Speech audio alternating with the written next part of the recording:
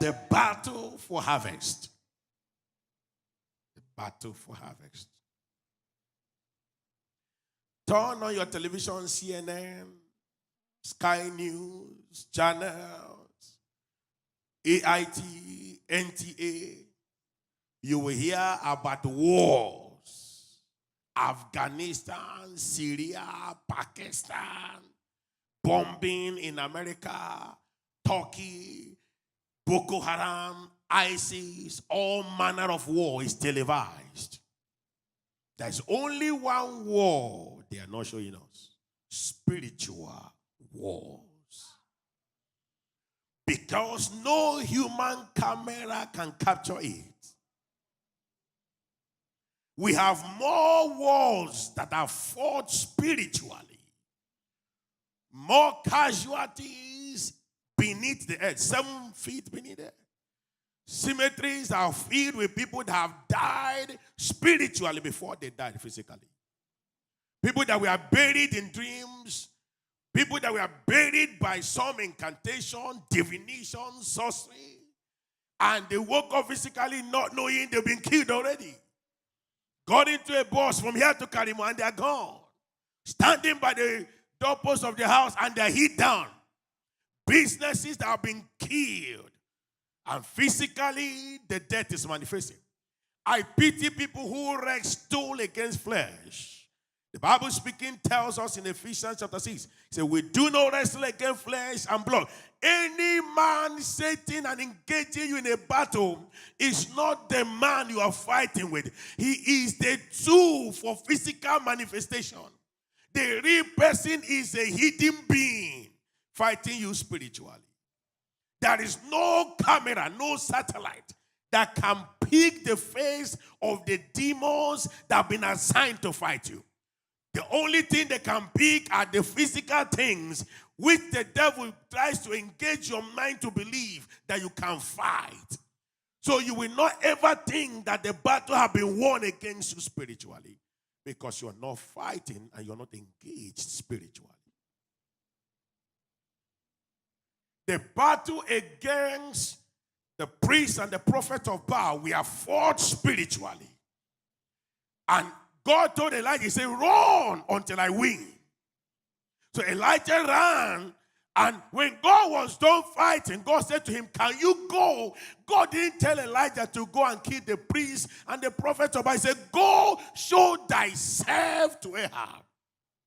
Until the battle is fought and won for you, if you show up, you become another casualty. When God was done fighting, 400 and 450 priests and prophets of Baal, in summary 850 became just like one person for the prophet to kill. And then Moses ran for 40 years. Upon his returning, God was ready to bury all the Egyptian army. Just with a man's staff.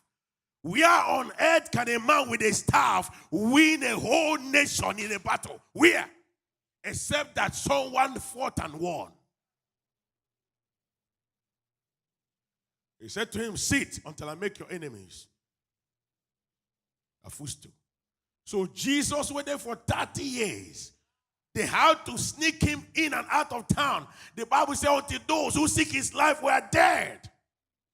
Even the Son of God, who is telling you that you don't have battles going on against your life, who is deceiving you to believing that you can manage circumstances by your intellectual ability.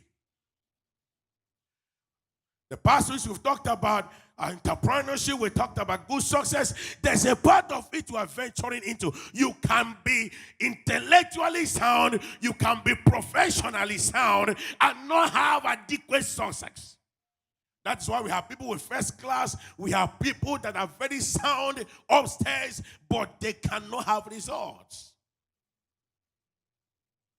One idiot in your village will pick up a padlock and wake up in the middle of the night, call your name 7 times, and lock it up, and you'll be here struggling. He's very poor, can't afford 3 square meals. In fact, to eat once a day is difficult for him, but he has power to change you.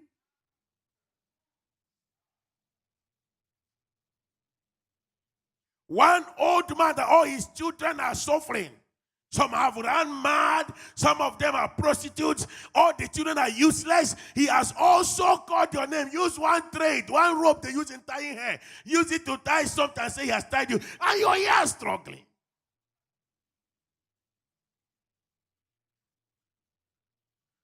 To think of it, to even know that you just wake up and come to church on Sunday and go back home and will not remember God again till next Sunday. But there's somebody that has a pot under his bed that he wakes up every morning to look at, and your name is there. How are you going to survive? People come to church and they are choosing the date to come to church. They choose the part of service they were part of. I don't like who is leading this prayer. Okay, be choosing the one to get engaged in. Somebody every 1 hour is looking at an image. He has tagged your name.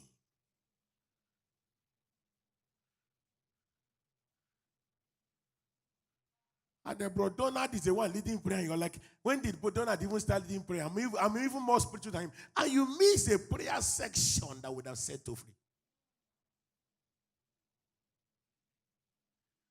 And then you walk into the same office others are walking into with a bigger profile, with a profile that is more voluminous than an encyclopedia, and nobody wants to open it. And as you enter, you're smelling. Everybody knows you're smelling. You don't know you're smelling because you are not smelling in real life, but spiritually they've polluted and corrupted your atmosphere.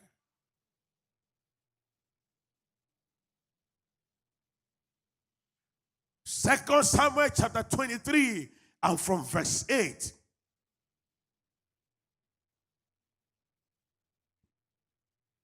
If you read from verse 8, you see the list of David's men. His mighty men, his strong men. Glory to Jesus. He said, these be the names of the mighty men whom David had. The Tagnite, the star in the sea, chief among the captains. The same was Adino, the Exnite. He lifted up his spear against 800, whom he slew at one time. David was known to be a man of war, but there's something people didn't know about David. David had men who were also dangerous. No church grows without men who can be as dangerous as their lead pastor. No vision can be realized in the good church until men can dare to be even stronger than their lead pastor. I came here this morning to challenge someone. It's time to lift up your own weapon of war. The Bible said there was a man. By the time he swung his sword, 800 men were killed by his sword just at once. Not killing 800 at once. He was so skillful, 800 at the same time. He moved his sword and he went around 800 before they turned him back to him. Such a dangerous man. So when you hear about the victories of David, it's about the kind of men around him. The worst thing that can happen to you is to surround yourself with men who cannot lift up their sword. Surround yourself with men who cannot even intercede. They can't pray. People that you can spend 3, 4, 5 hours with and you're telling stories. Oh God, your destiny is suffering if your friends are not men of war.